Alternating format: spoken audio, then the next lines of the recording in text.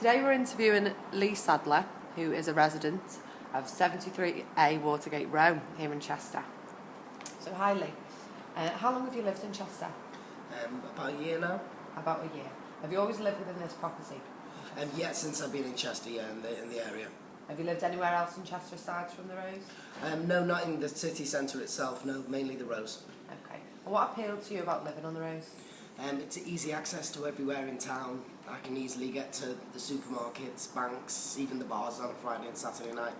Okay. Is the rent here more expensive compared to properties further out Chester? Yeah, I would say it's quite a lot more higher than what you'd look for outside the town, but you're also looking at you're inside, you don't need a car to drive around either, so you're saving money.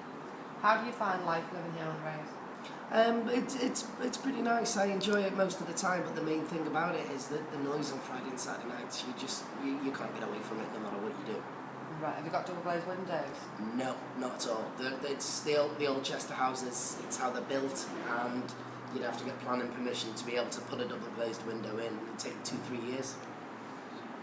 What are the noise levels like from day to night? Days okay, you can hear children running around the street, but night it is ridiculous. You can hear screaming, running around, jumping, swearing, things getting smashed. It's And what time does that start? usually from about 10 p.m. onwards till roughly about 4 a.m, 5 a.m. some nights. We've heard reports of the homeless community taking shelter on the Rows at night time. What's your experience of this? We actually have a steel gate at the back of the property, and it's quite easy to manoeuvre yourself over that gate.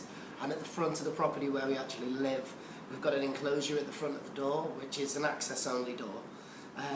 However, I have gone down there recently and found 2 homeless people actually sleeping downstairs in the foyer area and hid themselves in a corner.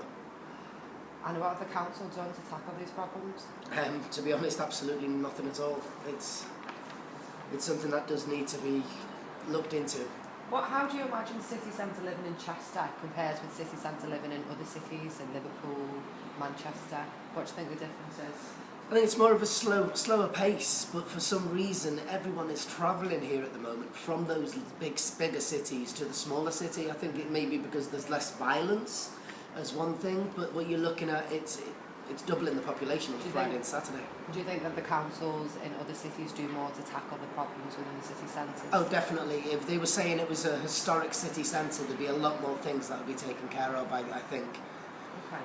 So you said the advantages of living in such a central location, you can get to everything, but now having been here for a year and experienced, the noise levels, the homeless community, things like that, would you recommend Chester city centre living for other people to live? To be honest, not really. If you need to be working in the city centre, I'd have a look at the very close proximity areas around the city centre rather than being inside. Okay. And finally, just a couple more questions with regards to other problems that you've experienced. We've had reports, people urinating, vomiting in the street, the noise from the street cleaners, things like that. Is that something you've experienced? Yeah, in the mornings I've left the property on multiple occasions at 9-10 a.m. heading to work before any of the cleaners have managed to get out. Where I thought they were out at 5 a.m, but I've had to step over puddles of sick right directly outside my front door. There's urine running down the rows most mornings until they actually do get somebody out to clean them up. And maintenance with the properties and the outsides of things, repairs, is that something that the council do look into? This is a sore issue right now with the property that we're actually in. I have a gate, fence at the back of the property that needs to be sanded, painted. There's a lot of rot and woodworm in it. We spoke to the council. I've said I can repair the problems with it very easily, and I've been told point blank, do not touch the historic rows. I can be fined for fixing it. Now it's been in this state for a year. So basically the council, you can't have double glazed windows to protect from the sound because it's historic, and you've got all these things you've got to abide by because you're in the city centre. But yeah, you can't escape from the noise because you can't get double glazed. You can't really report the noise because the location that you're opposite, there's nothing you can do about that. And the street sweepers, the cleaning process, they're leaving residents with sick and things like that for a long amount of time. Would you say that's correct? Yeah, definitely. So they're the main problems? Yes. Okay. Are you planning on moving? Are you planning on staying here in Chester? Or? I'm actually hit and miss. I'm actually thinking about moving out of the actual area where I am and and trying to move somewhere out of exactly the city centre, because I'm right there in the centre of It's town. a big contrast to what it looks like in the day to what you experience at night. It looks beautiful during the day, and then it turns into like a riot zone at night, so it's... Brilliant. Okay, well thank you very much for your time, Mr. Sadler. Thank you. Riot zone.